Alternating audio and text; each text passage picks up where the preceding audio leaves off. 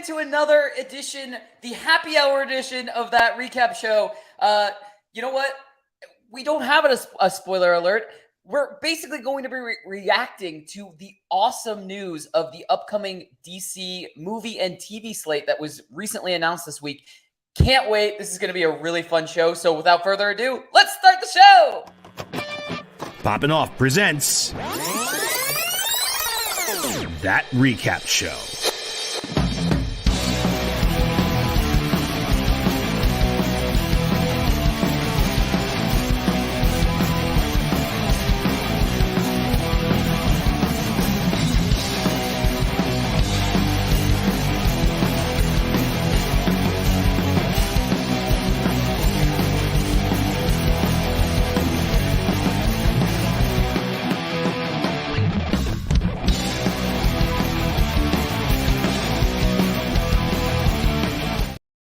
All right, join in with me to break down live reactions of all of the DC movie and television announcements for the new upcoming slate. It's Jon Rico.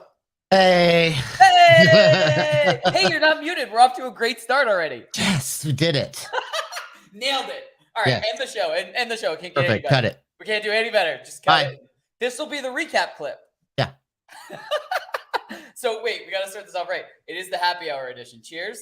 Cheers, everybody. Cheers, everybody out there. It is Friday. It's after 5 p.m. at my time. I do have, Rico noticed this as soon as I started setting up for the day. I do have one of the Mondo Tiki mugs.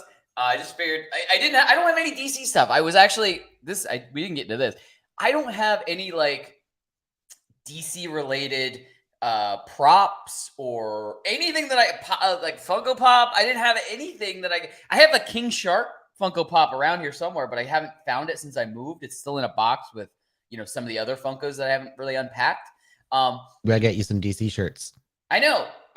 We need to either A, get enough regular listeners to our audio version of podcast, which can be found on Spotify, Apple Music, Amazon Music, Audible, all of those places. If we get enough followers on that stuff, we can start doing paid reads for stuff, which I think would be absolutely hilarious. And I know I've brought this up in the past, but I would love to just get stuck with like doing reads for like HelloFresh and for like dude. Blue Chew, hit us out, dude. of all of the years that I used to have to give George and Go's reads and they had to do them, I think it would be a full circle moment in my life to then have paid reads that help us out.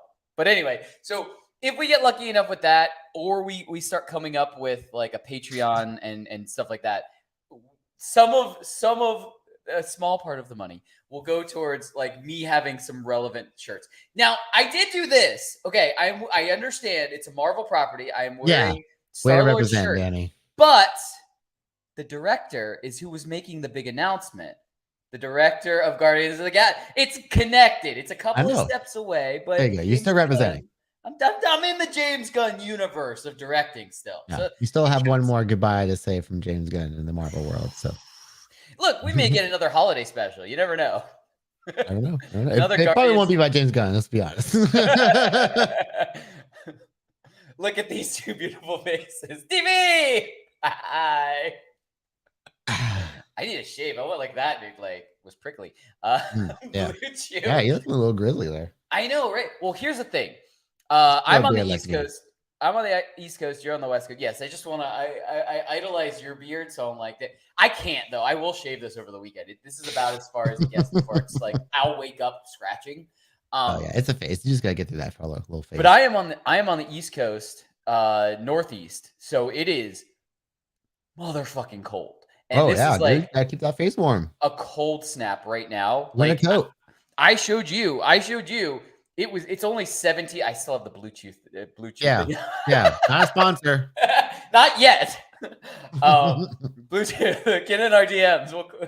Anyway, it's 17 degrees here. That was like the high of today. It was like 25, I think is what it got to. That's not the wind chill. That was normal temperature. Tomorrow, the high is like gonna be like 9. And that's not the wind chill. Or no, the low is like gonna be 5. The high is gonna be like 14 or something like that. It's gonna be a nightmare tomorrow. I'm not leaving the house at all. No. So good time to announce this. I may be doing a test stream on my Twitch, which you can see right there, sometime tomorrow. I'm not sure when yet. You better let me know at least. I will let you know. Okay. I'm gonna need teammates, so hopefully, true. Hopefully you're free. Hopefully Pete's free. Hopefully we get some. Hey, DB. DB's here. Yeah, DB's always like he's a gamer. Yeah, jump in. We'll Hello, play some gamer. Fortnite. I need some Fortnite to test the stream. So we'll be trying to do that tomorrow. I'll send it out everywhere. And hopefully Rico can share it also. So absolutely. Anyway. We have so much to get to. I am very distracted because I am all over the place today. I apologize, but doing it live. Very, very important subject matter today because we're diving into the James Gunn helmed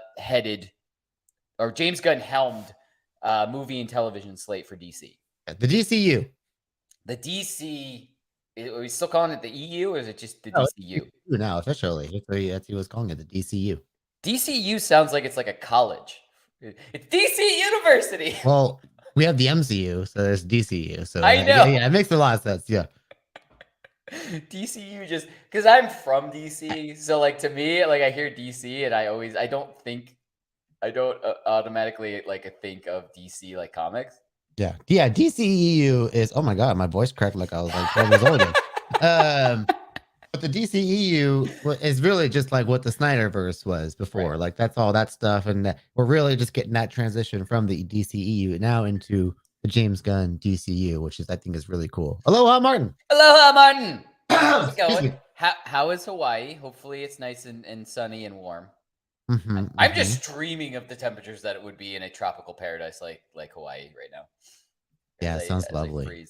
Dude, it is so cold. Like I can hear it's like windy too, and every once in a while it's just here, like it's like pushing against the sides of the house. All right, that will continue. We shall continue. We shall continue. All right, so DCU it is, and yeah, I mean, let's just kick this off. We had a major announcement basically this week, giving us kind of the layout of the. How many years? Probably the next, 5 to 10. I think he said about 8 to 10 years, okay. Something like that. Yeah, 8 to 10 it was roughly the layout of the first chapter. And this isn't even like the complete first chapter. This is just kind of like the first part. There's still some stuff that we're still yet to hear about. But this is kind of going to hold us over for the next 4 or 5 years, I would say. That's smart because that's what they do. When they announce the upcoming phases for the MCU. There's still some blank spaces, and we don't know everything.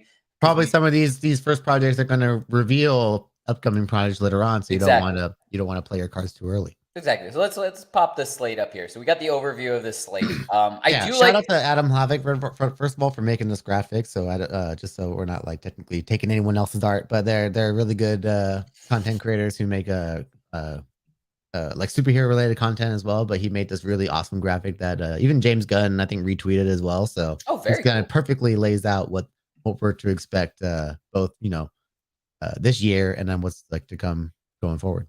Awesome. Yeah, I really do like this, and DB brought up a really good point that I definitely, and I'm sure we're going to bring it up more as we're doing this, but I do really like that we're going to be intertwining between the TV shows, not only the TV shows and the movies, but live action and cartoon are both going to be intertwined too. I like that a lot. But then I do also like that we have, the Elseworld stuff. Yes. So we're automatically right off the bat saying like, hey, these are not going to be connected. So don't worry about anybody trying to make sense of this. Like these are automatically their own thing, which is really cool too. Yeah. So that's a good time to kind of cover like the stuff that's still going to be in the Elseworlds continuity. So of course the Matt Reeves Batman universe. So we don't have to worry about the Batman movies, but as well as the Penguin series that's currently in development right now. I think they're either done shooting or currently shooting. So we know that all that stuff can stand on its own and be its own thing, and we can have fun with that world. The Joker movies, of course, like never really expected those to connect with anything to begin with, I would say. Yeah. So it's just kind of nice to know they're going to stay in their own little pocket. and be their own thing. Teen Titans Go has always been a successful kind of children's series for them, and to keep that going with all like the little parodies and stuff they do, I think that's a great idea. Just don't stop what you're doing there. And then the other thing on this graphic is Superman and Lois, which I need to start diving into that one because I've heard nothing but good things, and I love Yeah, this. I'm I interested. like Tyler Hoechlin's Superman actually a lot, actually. So I want to kind of give that show more of a chance. I've heard again very good things about that show. Yeah, I agree. I have heard good things. I have yet to even start a single episode of that. Yeah, I watched the first one. I just haven't kept going yet. Oh, very cool. Yeah, Um, and but the other thing it's not on this graphic, but he didn't say anything about like the future of like Harley Quinn, but I have to imagine that's going to be on the Elseworlds continuity as well. All their successful properties outside, of course, Titans and Doom Patrol, which are ending because, of course, uh, people from the crews on those shows are going to be probably working on future projects within the DCU. right. The other thing that's kind of confusing is, do you see? Did they mention, or do you see Peacemaker anywhere? Because I don't. No, and I think there's a reason why, and probably has to do with the Waller show. Oh, Yeah. that's interesting. But I mean, we have confirmation they're doing a season 2 of Peacemaker. Yeah, maybe it could be part of that whole second part of the chapter 1. So maybe again the ramifications of the Waller TV show could play into what's going to happen in Peacemaker season 2, because of course, like the way season 1 of Peacemaker ended, I think it makes a lot of sense. Because it has a direct effect on Amanda Waller. So I think it's cool that we're probably getting the fallout of that in this show, and then it's going to play into that, and it's almost like its own little universe within itself. How cool would it be if Waller is like the next like kind of link in that chain, and then all of a sudden we get Peacemaker season 2, then we get Waller season 2 after Peacemaker season 2, then we get Peacemaker season 3. That how crazy would that be? And we're basically just seeing, it's almost like, like what we always talk about when we review Bad Batch, where we kind of get the beginning of the new season. We got the perspective of the Bad Batch crew, then we got the perspective of the Crosshair and stuff like that. Right. And so like, what if we had those two series kind of going back and forth and back and forth and back and forth of events, but like things happening, but we're just seeing different sides of them happening. Yeah, or the other comparison I would say that's pretty similar in the Star Wars sense is the Book of Boba Fett to the Mandalorian, right? Yep. You have like this kind of spin-off series, even though it's about technically a bigger character. I would say Waller in general is a bigger character than Peacemaker, obviously. But it's also like a series that she's kind of a secondary character to the Peacemaker world. So I don't know. Yeah, it'd be cool if like maybe we see more characters from the Peacemaker show get their own things, like almost like this like Peacemaker verse type deal. But yeah, I think it's interesting that he made a point not to make Peacemaker like a priority to announce in this video. Like I would assume because it's is one of his passion projects that he would kind of give it a priority. But I think that's kind of cool of him to just kind of put all these other projects in the forefront. But also he's still building off of Peacemaker with the Waller show. Right. I just think that would be a really cool way to do it, though. If Yeah. you get a season 1 of Waller, then you get a season 2 of Peacemaker, then you get a season 2 of Waller, then you get a season 3 of Peacemaker type of thing. And it could handle a bunch of different conflicts, but they could intertwine. And yeah, I just think that'd be cool. Yeah. And then the other Elseworlds project we have is the J.J. Abrams, the Black Superman project. That's still, it hasn't been nixed. It's currently still in development. So I'm actually very interested to see what's going to happen with that one, because I think that has a lot of potential for that to be a lot of fun. Yeah, definitely. A J.J. Abrams superhero movie, just in general, sounds really fun to me. Yeah, absolutely. I'm excited. Yeah, I mean, we were talking about this. I think, and it's really crazy to say this. I think on the Elseworlds list, I'll bring it back up. On the Elseworlds list, I think the thing that I am least excited for is the Joker stuff, because I think everything else I have even more. The idea of, well, I do love the idea of Lady Gaga as Harley Quinn, because for her whole look fits it. But the idea of like a Joker musical as a sequel, it does sound a little bit daunting at first. But you do know how like interesting this movie is, and how kind of a psychological mind trip it can be at times, and even dark, to say the least. It's very interesting to see how they're going to play these certain genres together. Like, Yeah. like a taxi driver meets like, I don't know, like a Moulin Rouge or something like that. I don't know. Like, I'm just curious to see what Todd Phillips, because the fact that this guy came from like all these comedies, like The Hangover and all this stuff like that, and then all of a sudden he drops a movie like Joker on us. I'm like, okay, I need to see what this guy's mind has in store for us.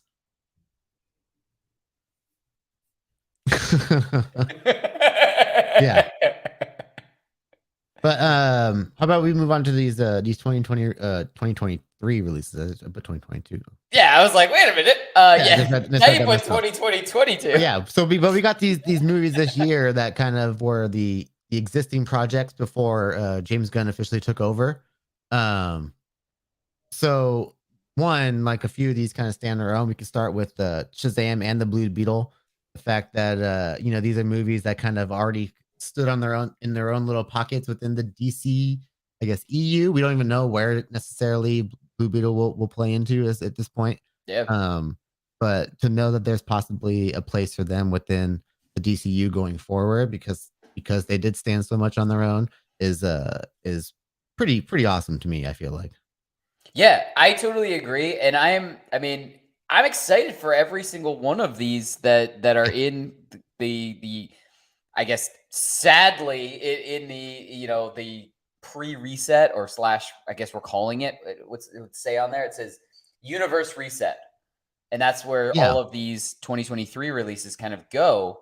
I'm hoping, we have, something moving forward with, Blue Beetle and Shazam.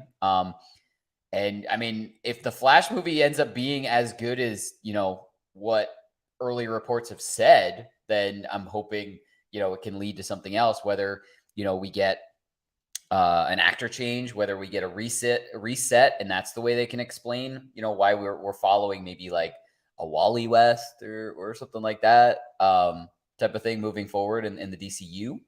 Right. But yeah, I want to see every single one of these universe reset movies that are supposed to come out this year, basically. Yeah, and which leads me right into The Flash, which James Gunn confirmed is going to be the movie that completely resets the DCU and as a whole.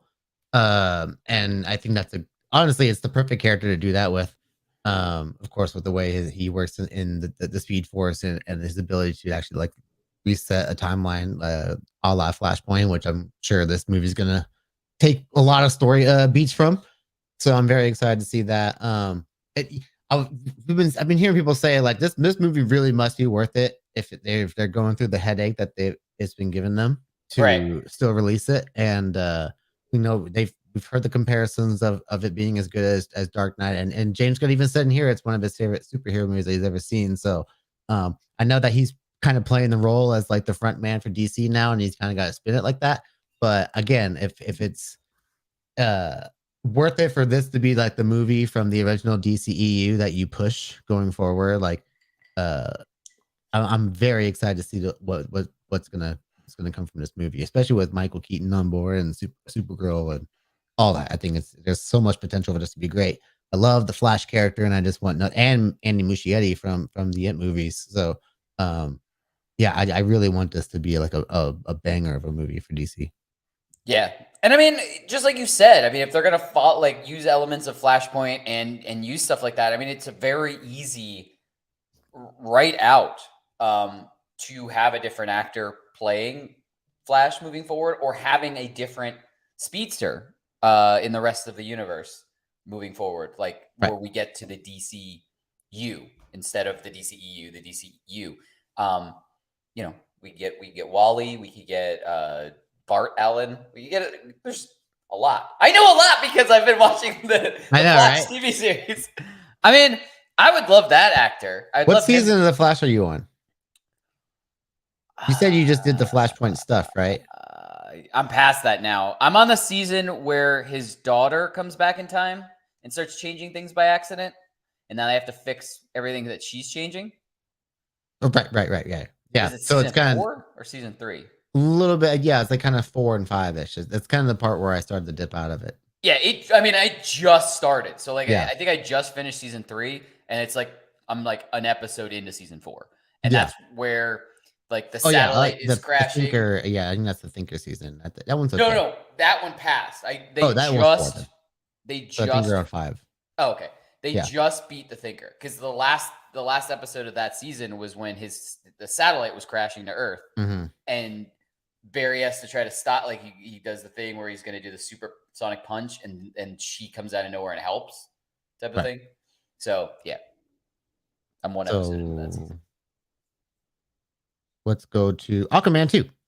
Yeah, I don't have a graphic for that one. No. We keep going for that one. So that one comes out Christmas this year. And really, he didn't really give us many details on that, other than it leads right into our first chapter of the DCU, which of course, James Gunn labeled Gods and Monsters, which I think is pretty cool. Oh yeah. Once again, of course, the DC heroes kind of being labeled like the gods among men, but also the introduction of characters like Swamp Thing. So you're and of course the Creature Commandos. So you have the monster aspect of there as well. Speaking of the Creature Commandos, that would be our first. So in on this our show. first project. Yeah, I think this is really cool. So written by James Gunn, all the episodes. That looks like Weasel from the Suicide Squad right there. Oh, it absolutely looks like. So it's clearly like what I would assume like a prequel leading into the original Suicide Squad, or at least just kind of set in the 40s or whatever year it is. The man on the left is Rick Flag Sr. So of course the father of Joel Kinnaman's Rick Flag. So I think that's pretty cool that they're kind of bringing that kind of aspect into it. So and this is the point where James Gunn made it a point to mention that the live action voices of this the voices of the animation will make a transfer to live action. So they're gonna voice actors that will have a name of some sort, or at least embody these characters so much that they want to bring them to the live action screen as well. And as you can see here in this image, we got some pretty interesting characters among this group here. So I'm very excited to see what the final animation style looks like. It just looks like a pretty good and like a a hint of what we could see. But the live action version to me is what I'm really interested in seeing too. What's going to transfer? We already seen what Weasel looks like, so yeah. But I mean, just like I said that in the open, where I just think it's really cool that we're going to have like these characters across all of these mediums, not just like live action TV show to live action movie, but cartoon to live action to movie. So many, like it's gonna take so much play. I'm here for it. I think it's gonna be really exciting. Absolutely. Just have that connection. And with it being animation, we could see this being put out as soon as next year, I would say at the earliest. So I would be very excited to see, like, you could cast the roles, have them do their voice lines, possibly throw out a teaser by Comic-Con, because I would imagine by Comic-Con you're going to be expecting some more news. Yeah, I think you can easily roll this out by early next year for sure. Yeah, that would be awesome. And I mean, with James Gunn kind of being the writer, I'm hoping, we get a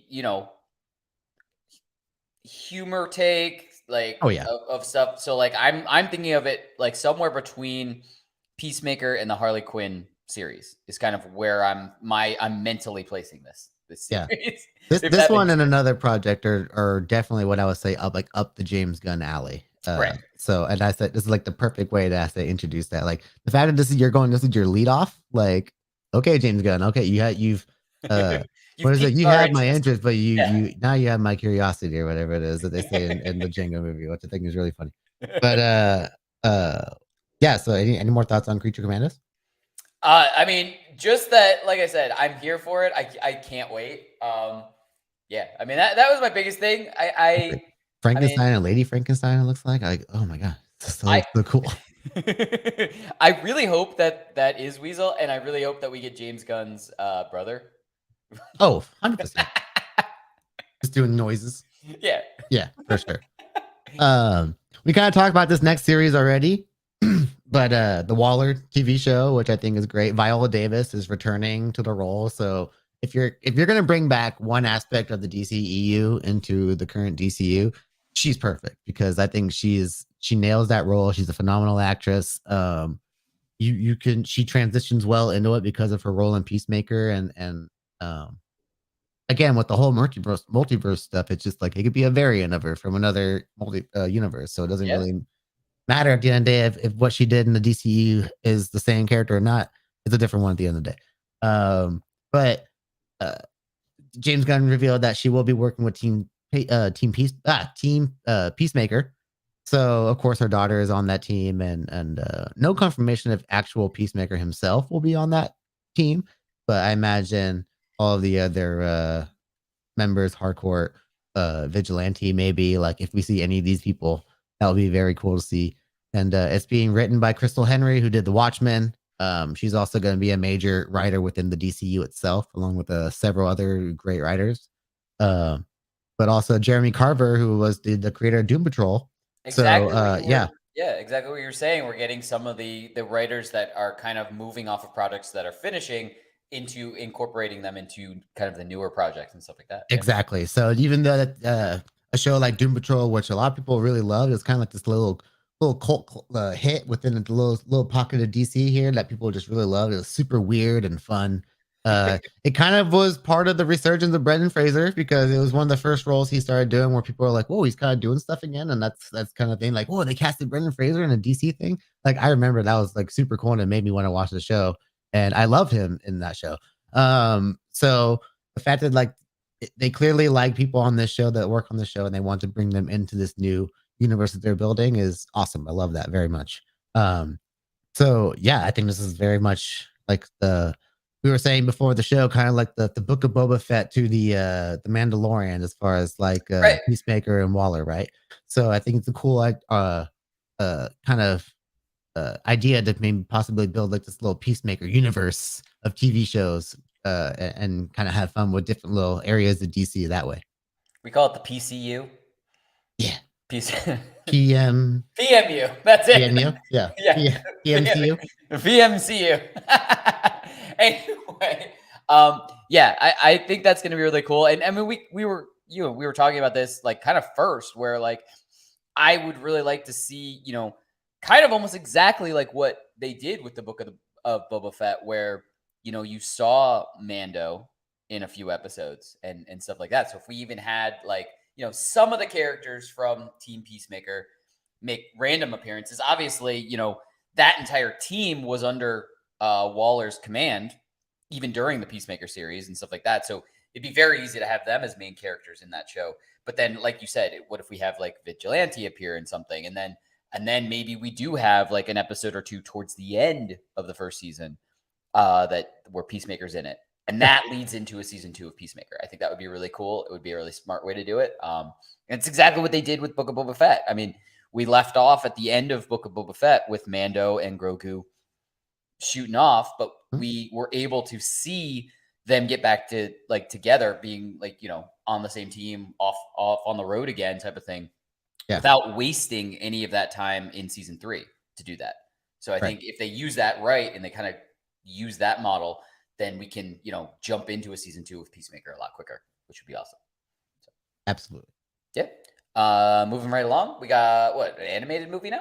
No, we've got the first major movie of the DCU is Superman Legacy, which oh boy, this is going to be, in my opinion, incredible. Written by James Gunn. He says we've learned that for one, we confirmed that Henry Cavill will not be returning to the role. He made a point to say that Henry was not fired from being Superman. He just wasn't hired for being this Superman in this universe. Like, just because The Rock's holding this guy was bad doesn't mean that like we had plans to bring him back. Is essentially the what he was trying to say. It opens the door for him to possibly play another character within the DCU, or of course, Henry Cavill is a pretty sought after actor now with everything that's going on. So there's another IP can easily, snatch him up for their project, such as Marvel, Star Wars, anything really. I mean, I would like to see him over on Marvel. Look, really, would you? Shocker. No, but here's the thing. And I was going to say this, but I was going to wait kind of until we went through some of these, because we do have some writers that are coming over from the MCU and have done projects just like James Gunn. He's done major projects with the MCU, and his first project with the DCU was Peacemaker. I would love to see as we go along, because like I've been saying, I want both properties to be better and better and better, because competition and stuff like that makes everything better. So I would love to see them sharing directors and writers and stuff like that back and forth to make series and to make movies better and better and better. I would like that both sides, the MCU and the DCU, to use the writers and the directors that they think best suit whatever property that they're coming out with next, type of thing. I think that would be really cool to see, kind of seeing credits there and back and forth, because one of the other properties, I mean, we could see having some of the people that had worked on other things, because they're in comparison. I don't know. I'm just saying, I would like to see like kind of the wealth spread around, is my point. Oh, absolutely. Yeah. But we know he's going to be working on a Warhammer project. It's something that he's a big passion project for him. Yep. So I'm looking forward to see. I don't really know a lot about Warhammer. It's such a really complicated thing to me. Like there's figures you paint, but the game, there's so much involved when it comes to Warhammer. Yeah. So I'm very excited to see what he brings to it as like a big fan of it himself. He's a major nerd, bigger nerd than me. Clearly. Right. I had a friend in high school who played Warhammer, and they tried to explain it to me, and I did not understand it. I was just like, so you collect figures. And they're like, yeah, but I collect the figures and then I paint them so they're my army and then I use them. And I was like, okay, all I understand is that you collect figures, which I am totally in on. I was not downplaying that at all. I have collected stuff since before high school. Right. I have Funkos and props now that I still collect. Nothing against that. I was just like, that is the only aspect of this entire thing that I understand. It was just like, yeah, it's such a complicated game. And I was like, okay. It's too much for me. Exactly. But going back to Superman, so we know that this movie has a release date. It's July 11th, 2025. So it's coming in 2.5 years essentially. Yeah. So yeah, that's perfect. So it sounds like it's going to move a lot right along in the process. We should probably learn who Superman's going to be within the next probably year. That's going to be a Comic-Con announcement. That's going to be that's going to be a big one. That's something you definitely say for Comic-Con for sure. That's the San Diego Comic-Con that has that written all over it. Yeah, absolutely. Yeah. And we learned a little about like what the movie is going to be about as well. They made a point to feature art from All-Star Superman, which is an iconic Superman's storyline. It's one of my favorites of all time. I have the giant omnibus of the story. It's one of my favorites. It's a Grant Morrison storyline. That's a name you'll hear again later on too, believe it or not. But so we know that this is not going to be an origin story. He will be in his prime of being Superman. If it's taken notes from All-Star Superman, it's a very, very important time in Superman's life, of course. Without saying too much for people who haven't seen the movie or read the comics, of course. But what it says is it's about Superman really balancing his Kryptonian heritage along with his human upbringing, which I think is really cool. But also, like what they said, I love what Peter Safran said was that he brings kindness to a world that thinks kindness is old fashioned. So it seems like it's really going to bring that real charm of Superman back to what we never really got with Henry, because when it went from Man of Steel, that dark Man of Steel take, to him just being part of the Justice League. So we never got that proper sequel of him being the Superman that like brings hope, like the S on his chest means, right? Yep. So I think this is a really cool opportunity for them to kind of do a Superman movie that we haven't really seen yet. Yeah, I mean, I totally agree. And I mean, one of the biggest turnoffs for me in general, for the DCEU was that they were making everything that needed to be dark. Everything had to be darker and everything had that kind of tone to everything. And so, I mean, I want Superman to be good. Be good, and just to have it brighter. I remember when they did that edit where they kind of they took away all that, like the dark filter, and they made the filtering bright. Yeah. And somebody like just did like a quick edit of some of the stuff and made it all brighter and everything, and how much brighter I keep using the same word, but how much like just more colorful and more Superman-esque. Right. It made it just by doing that, not changing, dialogue, not changing anything. How much more that just kind of made it feel like what a Superman movie should feel like. And So I It's have a like when lot of you hope. watch the Batman animated show versus the Superman animated show. They're the Yeah, same creators, but there was a clear tonal difference between the exactly. two. And then when those two came together, like the clash of those styles, like it fit. Right. So I wonder if that's like a cool inspiration they could also take to make those characters kind of bounce off each other in this universe as well. Yeah. Hopefully, it's building up to the everyone meeting, of course. I mean, it has to be, whether it's Yeah. everyone meeting in live action or everyone meeting in cartoon and then spilling over into live action. Yeah. Which probably is a good segue into the next project here, the Lantern TV series here, man. Yeah. And oh my god, talk about one of the ones I'm most excited for. This is it right here.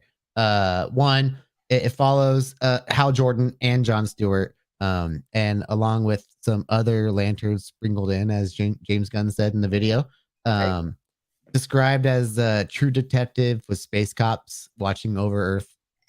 In it, they discover a terrifying mystery that ties into the larger story within the DCU. So this is kind of going to be that, like, like the way when they introduced Thor and like the Tesseract and all that stuff came into play within within Earth. I feel like this is kind of going to be that one project that kind of like, okay, we got to watch this, and this is going to be the one thing that it's going to bring Superman in, and whoever else we have introduced at this point. I guess like Waller and the Peacemaker. I don't know if they're going to introduce like. There's no way they're going to bring in like the Batman also that we're going to talk about later into this. But whatever they're going to, where I don't even know where this timeline is going to be set. Like we Yeah. don't know. This is like, okay, this is a bigger DCU thing that's going to take place, but it's not going to really factor in until years later on within the timeline, right? And like so, like, oh man, I'm very excited to hear like a true detective style show with the Lantern Corps. And the one thing I really want the most is other Lantern Corps, like the Blue Lanterns, the Red Lanterns, like all. I want the whole emotional spectrum represented here, and that's the one thing I've always wanted from a Green That Lantern. Yeah, and I was literally going to say this, and because I just thought of it, like while you were talking about that, Yeah. the fact that he emphasized true detective style Mhm. makes me wonder if every season we're gonna have different main characters, like not different main characters playing Hal Jordan and I can't remember John Stewart. Um, but what if, like you said, like what if those are just the two main characters for the first season, and then the second season has different lanterns? Yeah, like Kyle Rayner and Guy Gardner. Right. You're right, and then you can follow literally like Star Sapphire from the Star Sapphire lanterns, and yeah, it's just a whole different. It depends on how you want to approach it for Right. sure. I think, but yeah, if you want to make it like a cool anthology series, that makes it That's pretty that's a what I'm good saying. idea. Because I Yeah, mean, otherwise, wouldn't he have just said like a detective show? He wouldn't have said True Detective, because that's what True Detective does. Every season follows different characters. It's not right. the same people ever I for think they season. just want to give you an idea of how the show will be formatted. Mhm. Um, so if you remember how like the way True Detective likes to play out their mysteries, I think Yep. it's kind of like what they do there. Um, because they kind of give you out comparisons for multiple things out here, right? Like we're going to talk about the Paradise Lost show in a little bit here too, as well. How they compare that to something else too. So I think this is something that they do when they pitch shows is like if you want to put you in the headspace of what you're Right. to expect, picture True Detective, but they're wearing Green Lantern outfits and they're just watching over Earth. I'm like, okay, yeah, no, I'm in. Yeah, that's all I need to know. So perfect. Yeah. It's kind Yeah. of like when they were pitching the Batman, the Matt Reeves Batman stuff, and they're like, well, it's kind of like a David Fincher movie, but it's Batman. I'm like, and then when we watch the movie, it's literally like that. I'm like, okay, no, yeah, it's perfect. Yeah, just give me like the comparison, and I'm in. All right. So that was that. I mean, I'm excited for Green Lantern. I never like, and I've said this many times, and especially when we've said it for, like MCU related content. I'm not coming from a place where I grew up reading comics. Right. I'm coming from a place of I'm consuming this in this media form, and then I'm going back because I'm enjoying, diving into the source material and Yeah. and stuff like that. So I really enjoy that. So some of this stuff, like I grew up, like I knew I had actually trading cards for like comics and stuff like that. Knew nothing about lore or anything, but I was like, I remember Green Lantern, I obviously Batman because of the cartoon series and Superman and stuff like that. But Green Lantern was always one that I thought was cool, Yeah. because Very cool. he could kind of form anything that he wanted to. type of thing. I always thought that was really cool. But speaking of that, I don't know anything about the next one at all. I don't think anyone does. Oh, okay. Very few people. So, yeah. So what Danny's referring to is The Authority, which is going to be a movie.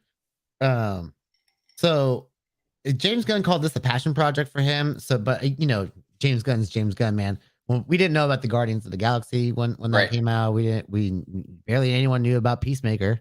When he was kind of introduced in the Suicide Squad.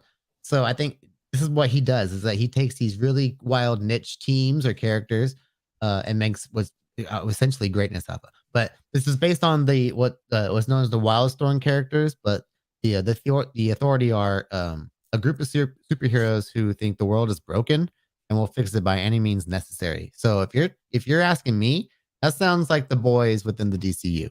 It sounds like the other side of the boys, though, but they're superheroes. Yeah, exactly. Yeah, exactly. But That's what I'm it's saying. essentially that it's the boys' approach to that, because it's kind of what he described as like a really cool look at what superheroes are, like a different take on superheroes, is what he said. So, I think that's kind of what I would expect out of a major DC Marvel publication. If you're saying that's a different look at our superheroes, you do a boys style approach within your own world. So I think this is a cool opportunity to do that. I don't really know much about the characters and to say like what each person does or anything like that, but I'm definitely gonna start reading I just downloaded a comic called Superman and the Authority last night. So I'm excited to read that and see if any of the characters in that are gonna make an appearance. So but I really don't know what to expect from this, but I trust James Gunn when it comes to stuff like this. And especially when he calls it a passion project. Yeah, sign me up. Yeah, absolutely. I mean, I'm going to say after every one of these projects, I'm here for it. I'm going to give every single project a chance. Like I'm going into it with, I want this to be good. I'm not going into it going, I love Marvel, prove me wrong. Like I'm not going into anything like that. I am very excited to see all of this stuff and to kind of, experience it for what it is. And, at the end of the day, either I'm going to, like it and want to keep watching it, or I'm going to go, that was good, but it's not my thing. Type of thing. But I'm giving everything a chance, and it makes me more and more excited. Obviously, that we've gotten a little taste of all of these things. Obviously, like I'm already more excited for certain things that I have a little bit of knowledge of, like pre-existing experience with. Like the Waller series. I kind of I kind of know the headspace, at least some of the headspace. Yeah, Viola Davis's take on the character, so you know what to be excited for. And Creature Commandos, I'm just gonna keep talking about this. I have no idea, but my hopes it's right up your alley. Yes, my hopes are very high. Yeah, for sure. But yeah, so okay, we're halfway through right there. Boom, first 5 out of the gate. Damn. And so moving into the second half, we got a TV series, which is Paradise Lost. Which is, man, I didn't expect to be excited for this until I heard the pitch for it. It's based on of course, the island of Themyscira, which is of course the birthplace of Wonder Woman. But it's gonna be set in a time where Wonder Woman's not around yet. So I think that's a very interesting way to approach it, because that way you're not rushing into just saying, here's a new Wonder Woman. Like we don't know what's gonna happen with Gal Gadot and in the future. She's another actress that has a lot of potential with other IP areas like Star Wars or even Marvel or whatever they want to do with her. Yeah. But I really love that they described this as basically Game of Thrones, but with Amazons. And I'm like, okay, yeah, no, that sounds exactly up my alley. And when you're putting this stuff on HBO Max, you already know there's going to be there's going to be a nice little budget thrown on these shows that's going to make them look pretty good. Like HBO shows just have a look to them compared to other shows. I always think of the quote from "I Love You, Man" with Paul Rudd when he just goes, "Have you ever seen Sunday programming on HBO? It's fantastic." Because he's like, "We're gonna go out. No, it's Sunday night. It's HBO night." Like, and that's the way I feel like with HBO right now. Like, come on, or with Last of Us and HBO. Like, oh my gosh, like when you Sunday nights and HBO programming, like if you got a great show going on right now, you don't want to miss it, because it's gonna be the show everyone's talking about on social media or at work the next day. They just have that effect of being that must see program on Sunday night. By the way, for 2 seconds, let me pause. If you have already watched episode 3 of The Last of Us, and have the opportunity, check out our recap for that. You can listen to the audio version found on podcast outlets, or you can see the video version of our recap. Loved that episode. As Masterpiece. yeah, as much as I loved the first two episodes, this one just hit incredible. Yeah. The series itself is nonstop awesome. It's just like you said, it's must see television. Like I have to watch it Sunday night just so like we can get ready to the recap, but also so that nothing gets spoiled. I don't Right. want to hear anybody's reactions until Yeah. I get to have my reactions to it. So like I pretty much isolate from like 9 p.m. to like 11 every Sunday, Yeah. so I can like I'm not gonna hear anything until I'm like ingested the entire episode. So yeah, I'm very excited for the going back to what we're actually talking about. I'm very excited for any of the kind of HBO series, whether they're in the DCU, whether they're in kind of their own standing, like The Last of Us is, and stuff like that. Right. But anything like that, I think they're already like going to hit like a certain quality of programming, just like you said. Right. Yeah. So thoughts on Paradise Lost?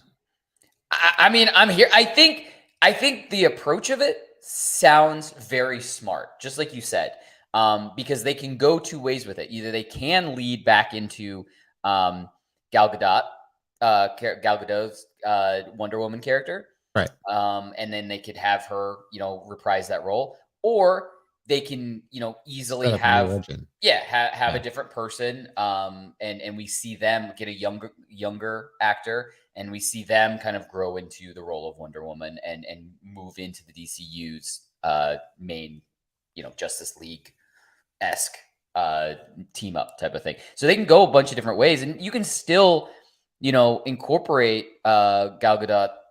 I forget how to say it. I always forget too. I think it's Godot. Okay.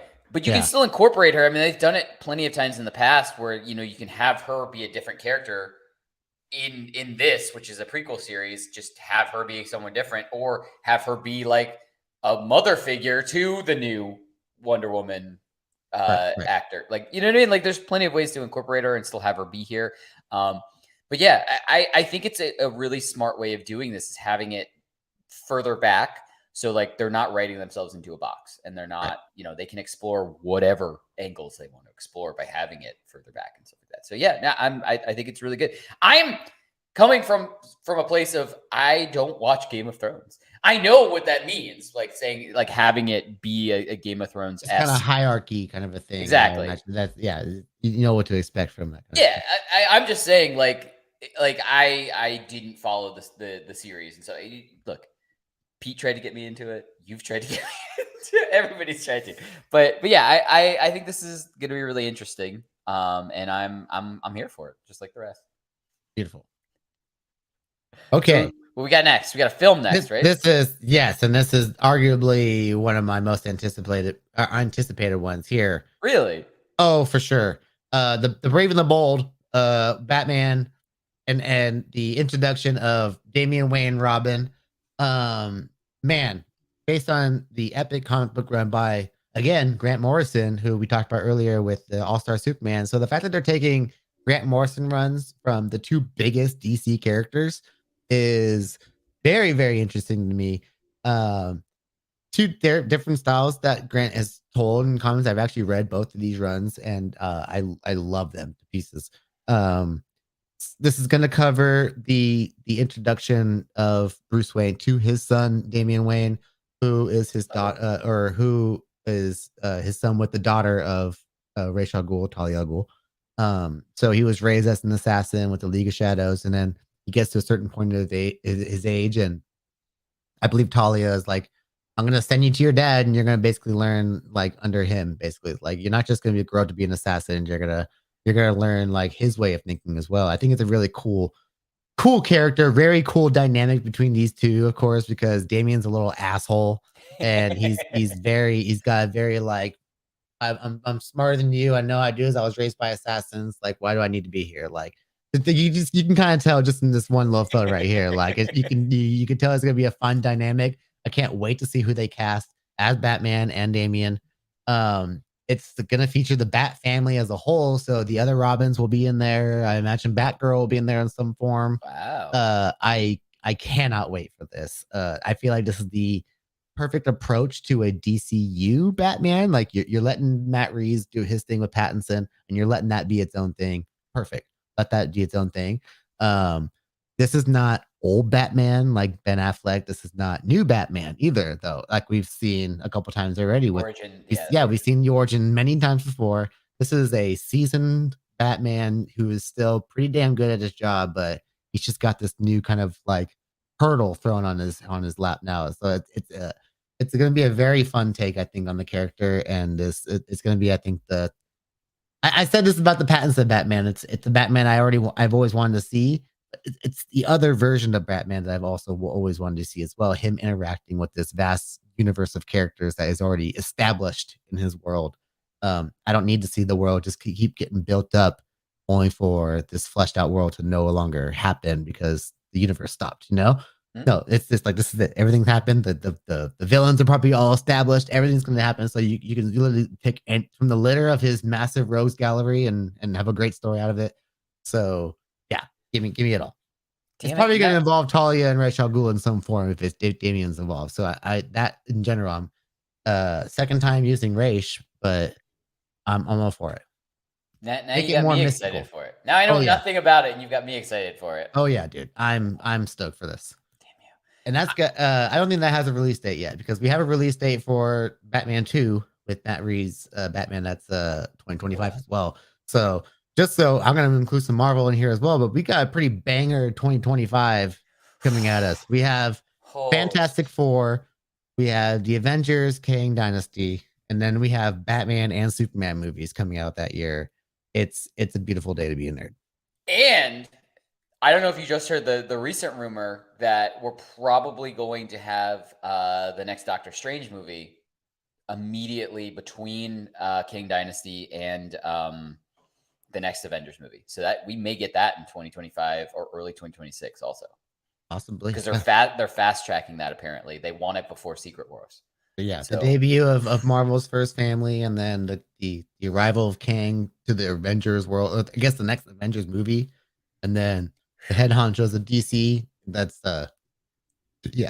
big year, big year. I think, dude, the next 5 to 10 years is gonna be good to be a nerd. Yeah, we thought the last 10 years has been pretty great. Like everything just opens the door for everything to be even greater, and it's there's no fatigue for me yet. Yeah, same.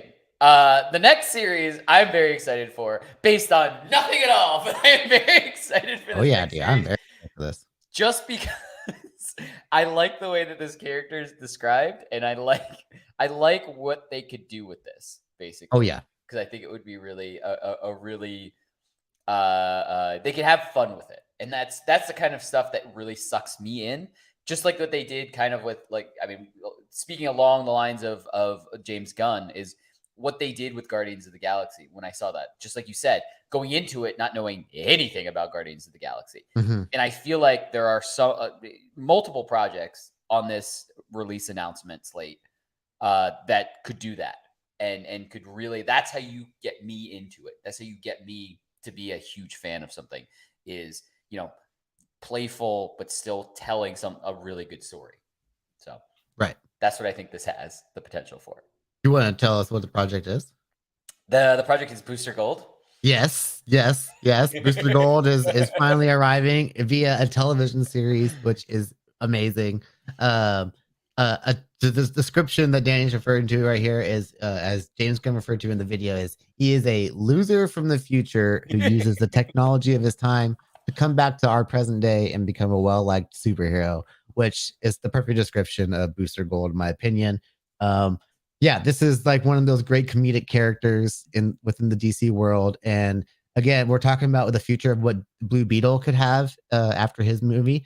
I feel like if you're going to bring him back into the DCU, you got to have that dynamic between Blue Beetle and Booster Gold, because those two are buds, and the adventures between those two are just phenomenal.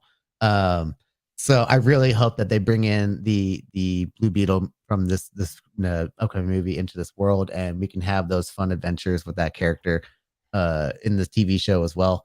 I would absolutely love it. I've heard several great casting, like wishes from people out there. From I've heard people like Chris Pratt thrown out. There's an actor called Billy named Billy Magnuson who I've seen in a few things. He was in Game Night and stuff like that. I feel like he would be perfect. I think I heard Coy Jandreau talk about him. As I googled his face, I'm like, that's a Booster Gold face if I've ever seen one. So yeah, I would love to see that. I can't wait to see who they cast in this role. There's so many options you have for a great character like this, and yeah, I can't wait to learn more about it. Yeah, same. And I really do think that we could have almost in the same aspect of how, remember when the Suicide Squad, James Gunn, the Suicide Squad came out, Mhm. and we hated Peacemaker. You were supposed to like that. Right. That's And then they announced that there was going to be a Peacemaker series, and I even said it it was on a live stream or it was on a recap. It was on something that we did, and I was like, I don't know how they're gonna make me like this character, like how Right. I'm gonna like want to watch a series with this guy. Right. Almost have it like going into it like that, where he's a jackass at first, and then like maybe maybe Blue Beetle gets involved with him, and you see like the contrast between the two. Yeah. And then that kind of makes him kind of want to change and actually be a good, decent person instead of just being a superhero from the future, to come back and be well liked and be famous and stuff like that, which is what his character is at the beginning. Right. And to have that change where you grow to actually see this person in a different light, I think, yeah. Sprinkle in some jokes, boom, series written. Oh yeah, absolutely. I think this has all makings for like a really great comedy series, um, set in a superhero world, and yeah, when we learn like the crew and stuff attached to it, like I'm gonna look forward to even more for sure. Yeah, absolutely. I'm super excited. You want to get to next one? We got a movie, right? Yes, yes, and this is a very interesting one. I may be excited for it when I heard more about it. This is the Supergirl Woman of Tomorrow film. It's based on a very recent comic book run by Tom King, who is a very great DC Comics writer. He's worked on many different characters within the DC world. He's a fantastic writer. I've loved a lot of comics that he's worked on. But it's a different version of Supergirl that we've kind of seen in previous kind of interpretations of her. We've seen, the Helen Slater of back in the day, or more recently, Melissa Benoist in the CW series. Where we still need to see Sasha Kaye, if I think that's her name, if I pronounced right, but in the Flash. So we don't know if this Right, is right. going to be the same Supergirl carrying over, or what's going to happen to that interpretation of the character going forward, essentially. But basically, as opposed to like the kind of like the really kind of cheerful, hopeful cousin of Superman that's living on Earth and kind of living her life that we've seen in the past, this is going to be a little bit more of a jaded take on the character, as opposed to having like a really nice upbringing like her cousin Clark. She was kind of raised on this kind of like uh desolate chunk of Krypton after the destruction of it, and it's kind of skewed her, or her kind of view on life and the world in general, just because she Wow. saw a lot of people that she knows died. She's older than Clark, so Yeah. she processes a little bit differently, of course. So that also kind of plays interesting in the dynamic usually on the comics, because even though that she's older than him, the way they aged and stuff, because on planet Earth she looks younger than him at some point. So it's very interesting how their dynamic plays out. But yeah, I think this is a very cool, like this a sci-fi take on the Supergirl character, and um, um, I really want to read this comic book run that it's based off of. Like just this art in general looks really cool. Yeah. Um, so I don't know if we're gonna see Supergirl traveling to a bunch of different alien planets, or if this is part of Krypton itself. But I want to see if this eventually leads to her probably getting to Earth and meeting her cousin maybe for the first time. I don't know, or at least seeing her cousin again. But yeah, I think this is a very cool, different project to kind of throw in your first batch, like a Supergirl movie coming out like that. Like, okay, it's gonna be one of your movies. Like, yeah, I'm down. I'm very excited for that. A Superman and a Supergirl movie. Yeah. That's cool. I'm very excited about it too. I mean, the only experience I've had two minor experiences with Supergirl, because like I said, I'm not coming from the comic aspect of things. Right, me either. Mixology, if you would like to sponsor the podcast, I mean, we'll just take free accounts where we can just, read any comics we want. That'd be awesome. Yeah, Bezos. Until then, the only experiences I've had is, one, she was in Smallville for like a season. I know I saw they did I'm sure there Supergirl. was a version of her in there There was as a well. Supergirl version of her. We're still talking about CW properties, and then CW's Supergirl series type of thing. She interacts with Flash. She's fantastic. Yeah. But like you said, both takes on that were kind of more of an upbeat, cheery, just like what you kind of think of when you think of Superman and exactly. Yeah, it was very much in the tone of what Superman's supposed to be. Right. So I'm very interested in to kind of see this and see almost like a kind of like a curmudgeon almost type of thing. I'm very saying some shit is basically what we're saying here. For sure. So I think that it's going to be a fun take. It's going to be something really cool to see. And if we're really taking everything that James Gunn said, where everything's going to be connected. I mean, we're not talking about the other world stuff, or we're talking about the stuff that's going to be connected. This might be the Supergirl and Superman that are going to be part of the main DCU moving forward type of thing. Yeah. So it'd be really cool to kind of see that kind of dynamic. So we've already kind of, like you said, we've kind of been told that, we're going to have a Superman that's hopeful, and we're going to have this bright, hopeful Superman. So to have that contrast of a curmudgeon Supergirl is going to be kind of a running compare and contrast moving forward. Cool. I was almost thinking kind of like the way that Damian Wayne and Bruce are going to play with each other. I wonder if it's going to be a funny dynamic between Supergirl and Superman. Yeah, absolutely. I think that's really cool. And then we're continuing with the movies, but and it's our final one here, but going to a different genre in general. Yeah, and and I really love that James Gunn's bringing this character in like this first part of the Chapter 1 series. Of course, Gods and Monsters. You got to end it with the DC monster of monsters, in my opinion. That's Swamp Thing, baby. Man, so if you guys remember when the DC app came out, the DC Universe app, it was their own standalone app, and they were actually making TV shows just for this app. That's where the Doom Patrol came out of, and I believe Harley Quinn was about to start out through this too. There's some other thing, but one of the shows that was on there was a Swamp Thing show. There was a live action Swamp Thing show that played out, and it kind of got dicked around as far as like the production and because it was when there was this weird little transition where DC Universe got bought up into HBO Max and then got absorbed in, and basically HBO Max was like, we don't want Swamp Thing. And it was like, but it was a good show. Like it was actually a really good show. So if you can look up the show probably somewhere and you can watch it probably, but there was a really cool take on live action Swamp Thing. It looked pretty freaking cool, but there is plenty of room for awesome stories to be told with Swamp Thing, in my opinion, especially after Werewolf by Night. We got to see a character like Man Thing debut. Swamp Thing is just kind of like the OG to that. I feel like I'm not sure which one came first, to be honest. I think they might actually be pretty close, but they said that this is going to stand on its own within the DCU, but it will still feed into the rest of the story. So I have to imagine that while the particular Swamp Thing movie won't play a huge role into what's going to happen, kind of like I would say Moon Knight or Werewolf by Night, but there's going to be hints of it that it's in that world, and there's still room for it to grow. Possibly, I have to imagine, because it's not a character that speaks, there's going to be possibly members of the Justice League Dark. So you can throw in the Constantines, your Zatanas, the Etrigans.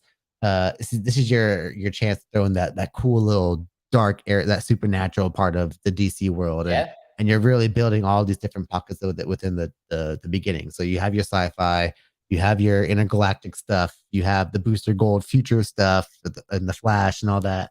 You have your street crime stuff with the DC, with the Batman and all that. But yeah, I feel like with all this project that we got announced this week, I feel pretty good about the future of DC projects going forward now. Yeah, I mean, and not only that, but they've covered a lot of I want to say ground, but I just mean different genres also. I mean, they're all comic book related and stuff like that. But anytime you can get a horror, and you can get like what's probably going to be comedic take, and you can get what's going to be straight line superhero film and stuff like all in the same announcement is absolutely incredible to me. Yeah, for sure. Me I'm too. yeah. This is the.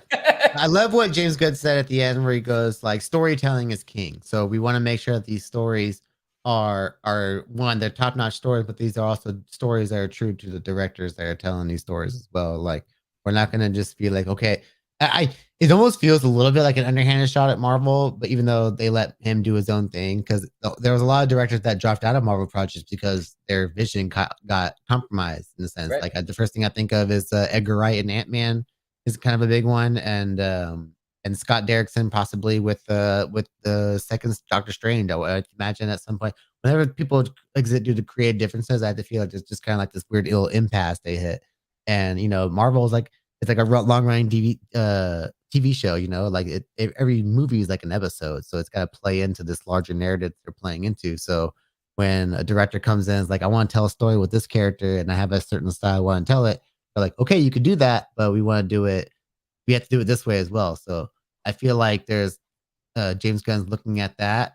He's taking aspects of that and making this cohesive world, but he's also like, if you have a cool story you're gonna tell with your vision, tell it, and then we can weave in the stuff as we go along as well. I think it's very cool. Yeah, I also agree with you, and I think when you have people in charge of things that are as smart as like a James Gunn and a Kevin Feige and stuff like that, I do think there is room to learn what the other side is doing better. Oh yeah.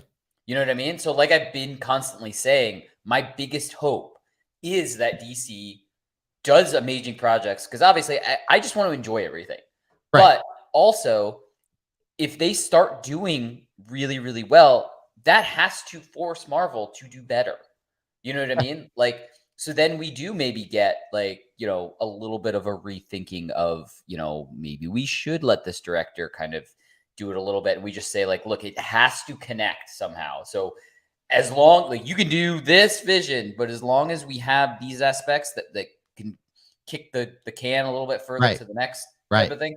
So I just think both kind of people that are now in charge of the visions for these major projects, my hope is that they take the best aspects from what works in Marvel and DC. And that's that in that circumstance, everybody wins. Whether you you love DC, whether you love Marvel, whether you love both of them, you can just be there to enjoy everything when everybody's trying to, make the best products there. Yeah, absolutely. And we gotta take a look at this awesome little like cast or like kind of I guess like round table of writers they have building James Gunn's DCU. So we don't know if all of them are attached to certain films. We know some are, but we have Drew Goddard, who was the creator of the Daredevil show, and he's worked on plenty of TV shows like Alias, Lost, all this stuff, but also a lot of great movies. Bad Times at the El Royale, the Cloverfield movie, he wrote that. Oh, so he's worked on lots of stuff. Jeremy Slater, who he's worked on Umbrella Academy as well as the head writer for Moon Knight. Christina Hodson, who she's got a pretty story past with DC already. She's got The Flash. She worked on Birds of Prey, both movies I thought were very enjoyable. But also she worked on the Batgirl movie, which never got releases too. So I like that maybe they like something within her that they brought back.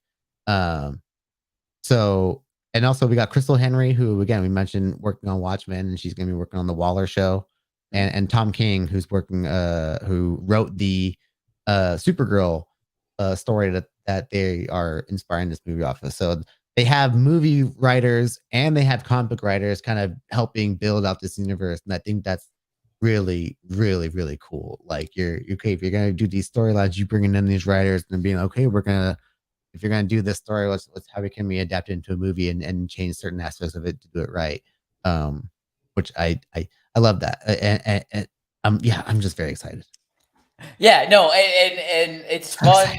It's fun to watch this kind of unfold and stuff. And just like I said this a long time ago, even before we started talking about like the people behind the scenes and stuff, there are some Marvel property people in this, and I think that's really cool. And that's what I want to see more moving forward, is seeing some DC directors and writers helping out with Marvel projects, and Marvel like Marvel writers and Marvel directors and stuff helping out with DC stuff. because when you actually get the people that are right for the vision of that particular property, whether it be DC or Marvel, then everybody wins. Right. And it just makes the best property overall. And that's what I want. That's what I want. I'm not loyal to Marvel over DC or DC over Marvel. I just want the best of what we can make out of every property type of thing. And that's it gives me hope when they start sharing people, because it means that they're actually looking at, let's make the best thing that we can. Right. No, neither company is saying that you can't go over there. Right. It's kind of what we're trying to say as well. Right. But let's see that final graphic of everything one more time, just so we have a final layout of what we can really expect from the DCU. So we showed it at the beginning, we went through it all, and then look at that. Oh, look at that sweet DC announcement slate. I cannot wait for this. Man, look at that though. This looks so good. Just look at it. Look at it. Just Enjoy it. Embrace it. Get ready. I will have to say this, and the reason why I feel like both of us are a little bit extra excited is because we've been doing nothing but Star Wars and now recently The Last of Us, but nothing but Star Wars properties. Yeah. So it's just nice to start getting excited. Like we're just starting to kick off Marvel stuff that's happening this year also, but having this announcement of DC stuff. So now we're getting back into kind of what I'm very like, not that I'm not excited about Star Wars stuff. I am. It's more your wheelhouse. Yes. I'm really excited about this kind of stuff because like it's stuff that I'm now at this point, I'm starting to purposely not read the source material ahead of time and then just kind of experience it, like going into it open and then going back into source material that I like what I did for Moon Knight and like what I did for Guardians. I know I keep saying Guardians of the Galaxy, but that's exactly what happened. I didn't know anything about them. And now I love Guardians of the Galaxy. Yeah. That's the great thing about James Gunn doing this is that he's bringing in these properties he's going to introduce new stuff, not just being like, okay, like again, there's still some stuff that we haven't heard about that he's teased, like Mr. Terrific and Lobo and stuff like that. And so we don't know what's going to come from that second half of the chapter 1 announcement, right? Like, where's Lobo? You're probably not going to, maybe we won't learn about what's going to happen with Lobo until Aquaman 2 comes out. And that's what I was thinking. Yeah. So obviously they don't want to be like, hey, so much. Yeah. Obviously they don't want to go like, hey, the movie hasn't even come out yet, but that actor is not going to be that guy anymore. So enjoy it with whatever. Who cares about the release? Yeah. But I like how he wants everything to be cohesive: movies, TVs, animations. I don't know if he's mean video games. Like I don't know how much of it is all going to play in, but man, this is a very interesting time right now for both companies. Yeah, I'm here for it. I'm excited, and it's the next 5 to 10 years we're going to be recapping for forever. So let's get some. Yeah, no shortage of content. Let's get some motherfucking sponsorships so we can get paid for doing this because I am going to be working like crazy. But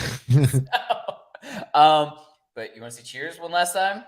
One last cheers. Cheers to James Gunn and DC for a great announcement. Cheers to James Gunn, DC, and to the weekend at this point. Blue Chew. Oh, cheers to Blue Chew? Yeah, he's the Blue Chew. That's a Blue Chew. Roll a clip, Guillermo. Yeah, for sure. That's another inside joke. All right. Have a great weekend. If you are around tomorrow, you can see my Twitch handles right there. And Rico's Twitch handles right there. But that one over there, though. Throw that one over there. Not this one. Throw that one over there. Yeah. You can follow that. You can follow that one too, though. Yeah, follow Rico. I'm not trying to take anything away from yours because you stream like on a regular basis. I can't reach over into yours. There we go. It's right there. It's right there. I got it. But anyway, have a good weekend, DB. Yeah, have a good weekend, DB. We'll probably come over, hang out. I'm gonna try to do a test stream. I'm hoping to tomorrow. Don't know exactly what time yet, but tomorrow is going to be so cold outside that all I'm going to do is be inside. So I'm going to section off some time to test the stream. I'm going to be doing everything through my console. So I don't know if I'm going to have camera view yet, but I do have an extra camera that I could plug in. It was the old one. Sorry, dude. Cameras are overrated sometimes. People just want gameplay. Anyway. And that sweet voice. Yeah. And so I need teammates. I need viewers. I need fun. So let's come hang out. But we'll talk about everything like that. He's Xbox. Yeah, I'm Team Xbox. Sorry, he's an Xbox boy. But the good thing with Fortnite, which is probably what I'm going to be playing for the entire test stream, is you can add it's multi-platform. So anybody and everybody, baby. Switch, PS, or Xbox. There you go. Yeah. Everybody can All join right. in. And everybody out there, have a great weekend. Like I said, if you haven't already checked out our recap of Last of Us episode 3, that's up everywhere. If you haven't seen our recap of Bad Batch episode 6, that also just got released this morning. So much more in store. We're going to be doing Wakanda Forever recap next week. for next week. Yeah. Yes. We're just rolling through. I mean, we got Mandalorian. Next live show will be our Phase 4 rankings, which is going to be really fun. So I know it's a little late, but we got Phase 5 about to start up with Ant-Man, so it's a perfect time to say, hey, everything in Phase 4 is done. Yeah, we say goodbye to Phase 4. Say goodbye to it, and now we're getting ready to move on to the future. Yes. Oh, man. I already got my tickets for Ant-Man. I am so excited. I bought 2 tickets, so no one sitting next to me.